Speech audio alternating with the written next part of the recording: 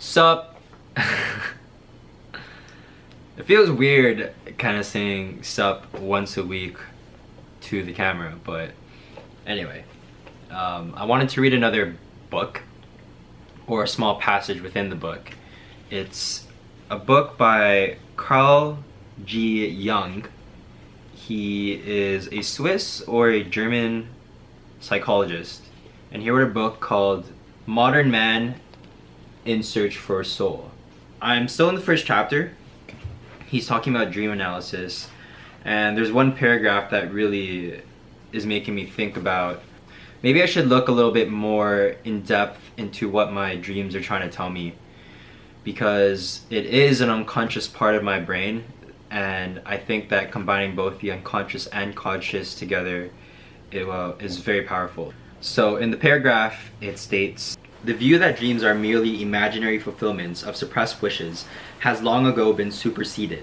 It is certainly true that there are dreams which embody suppressed wishes and fears, but what is there which dreams it cannot on occasion embody?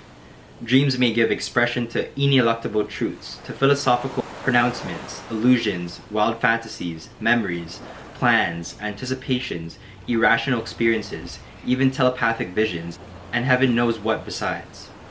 One thing we ought to never forget: almost the half of our lives is passed in a more or less unconscious state. The dream is specifically the utterance of the unconscious. We may call the consciousness the daylight realm of the human psyche, and contrast it with the nocturnal realm of the unconscious psychic activity, which we apprehend as dreamlike fantasy. It is certain that consciousness consists not only of wishes and fears, but of vastly more than these, and it is highly probable that the unconscious psyche contains a wealth of contents and living forms equal to or even greater than does consciousness, which is characterized by concentration, limitation, and exclusion." So that was a little passage from the first chapter called Dream Analysis. I have personally been trying to remember my dreams throughout the night and write it down first thing in the morning and seeing if I can find my own interpretation of it. He does talk about how, as a psychologist or a psychiatrist, you'd want to help the patient try to analyze their dreams with them, but I think for myself, no one really knows symbolism about myself more than I do. And it's up to me to really interpret it and see what ideas or thoughts come of it. I do find the whole process fun of remembering my dreams and then writing it down and sort of analyzing it and seeing how I can use it in my day-to-day life. And that's the end of this video. So it's the end of the new year.